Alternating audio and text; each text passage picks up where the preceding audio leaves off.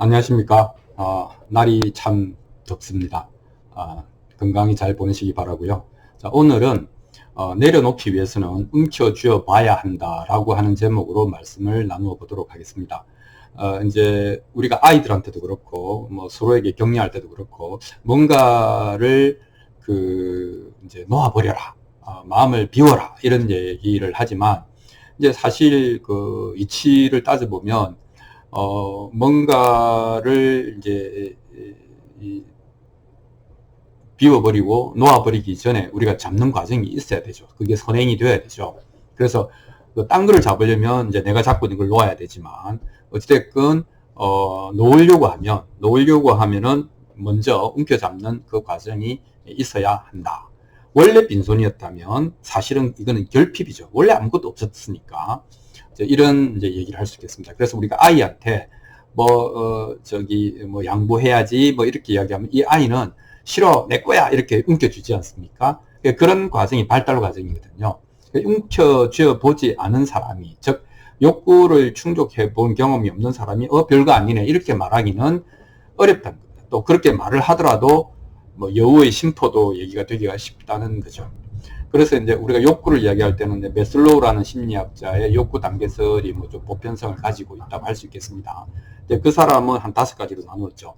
우선 이제 죽으면 안 되니까 생리적으로 안전하고 또 경제적으로 안정이 되고, 이제 사회적으로 보면 2가지가 있는데 하나는 이제 타인으로부터 인정을 받고, 근데 윗단계는 타인으로부터 존경을 받는 그 사회적인 그 관계 속에서 인정과 존경을 받는 것이 3번째, 4번째이죠. 그리고 이제 이런 개인적인 사회적인 욕구가 다 충족되고 나면 그 위에 진정으로 자기 자신이 되고 싶어하는 자아실현 욕구, 이렇게 해서 5가지를 욕구의 그 구조로 계단식으로 이렇게 잡았습니다. 그래서 이제 원래는 이게 하나 욕구가 충족되면 그 다음 욕구에 눈을 뜨게 된다 이렇게 얘기를 했는데, 이제 말년에 가서는 이제 조금 생각을 바꿉니다. 보니까 인간이 복잡한 존재라서 욕구를 학습하기도 하고 또 어떤 욕구를 위해서 다른 그 욕구를 포기하기도 하더라. 그래서 이게 좀 복잡하더라. 그래, 이제 그런 얘기를 합니다. 그리고 이제 이런 이 욕구의 전개 과정에는 이제 분명히 퇴행이나 후퇴도 있을 수 있는 거죠. 왜냐하면 욕구가 항상 충족되어 있는 상태가 아니지 않습니까? 충족되어 있다가 예를 들면 뭐 경제적 안정이 충족되어 있다가 어느 날 뭐 문제가 생겼다. 그러면 경제적 안정이 흔들리는, 그 다시 경제적 안정에 대한 욕구가 또 생길 거 아닙니까? 그런 후퇴도 있을 수 있다.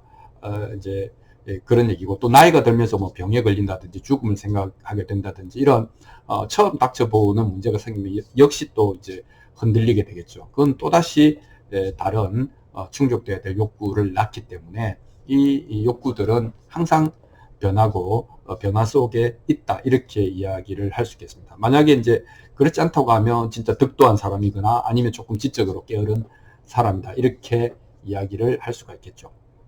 그래서 이제 우리가 이제 마음 공부를 한다 그렇게 해서 뭐 어떤 세상에 집착할 만한 것이 없다라고 하는 것을 뭐 머리로도 알고 일부 이제 어떤 체험도 하고 뭐 이렇게 해서 마음 공부가 깊어졌다 합시다. 그래서 어떤 깨달음이나 각성을 하게 되고, 그래도 인생에 대한 태도가 전반적으로 궁극적으로 정리가 되고 바뀌었다 하더라도 사실 이제 이런 발달 과정에서 우리가 이제 살아온 과정에서 결핍들이나 상처들은 해결되지 않은 문제로 사실은 이제 잠복해 있기 때문에 그거는 이제 남아 있는 것이죠. 그리고 어떤 계기가 생기면 튀어 올라오는 이제 것이죠. 그러니까 이제 가져보지 못한 사람은 내려놓는다, 비운다라고 하는 것을 원천적으로 알 수가 없죠. 나는 가져보지 않은 사람이 어떻게 놓아버릴 수가 있겠습니까? 그런 거는 이제 인지적으로 불가능하다 이렇게 이야기를 할 수 있겠습니다. 다만 집착하지 마라, 놓아버려라 이런 말을 듣고 그럴듯하기 때문에 자의반 타의반 포기 당한 것에 더 가깝다, 심리적으로는 그렇게 말을 할 수 있겠죠. 왜냐하면 그래도 그게 옳은 것 같으니까 인정하고 넘어가는 부분이 있었을 겁니다. 그렇지만 이제 뭐 옛날 말에 풀을 뽑을 때 뿌리까지 뽑지 않으면 이듬해 봄에 다시 땅을 뒤덮는다 이런 표현이 있지 않습니까? 그러니까 조건만 갖추어지면은 해결되지 않은 문제는 올라온다. 심지어 우리가 깨달음을 얻었다 하더라도 뒤에 해야 될 공부가 바로 이런 그 공부들이다. 하나씩 진정한 이해를 통해서 자연스럽게 놓여날 때까지 그런 공부가 필요하다. 이렇게 이야기를 할 수 있겠습니다. 다만 우리가 이제 일체가 무상하고 실체가 없다라고 무아라고 하는 것을 알기 때문에 뭐랄까 뭐 이자나 복리 이자까지는 안 붙는 거죠. 하지만 원금은 갚긴 갚아야 된다. 이것이 인과법이다. 이렇게 이야기를 할 수가 있겠습니다. 그래서 뭐 현상은 복잡한 인과법이라고 할 수 있는 연기법에 의해서 움직이고 그 현상의 그 본질을 통찰하자면 그것은 공이다. 이렇게 우리가 이제 동전의 앞면과 뒷면을 다 알아차렸다, 이해했다. 이제 이렇게 생각할 수 있죠. 그러면 그거는 그 두 개는 항상 서로 의존하고 있고 어느 한쪽이 어느 한쪽을 일방적으로 대체해버리는 관계는 아니고 동시적으로 우리가 인식할 수가 있는 거죠. 그러니까 내가 깨달았다고 해서 현실의 문제가 싹 없어진다거나 현실의 문제가 이상적으로 해결된다거나 라고 하는 것은 깨달음에 대한 또 다른 망상일 수가 있다. 이렇게 이야기를 할 수 있겠습니다. 만약에 정말로 내려놓고 싶다면 사실은 이제 절차적으로 적당히 가져볼 필요가 있는 것이죠. 그러니까 너무 생명의 위협을 느껴도 안 되고 적당히 이 정도면 안락하다. 그 다음에 이제 이 정도면 먹고는 살겠다.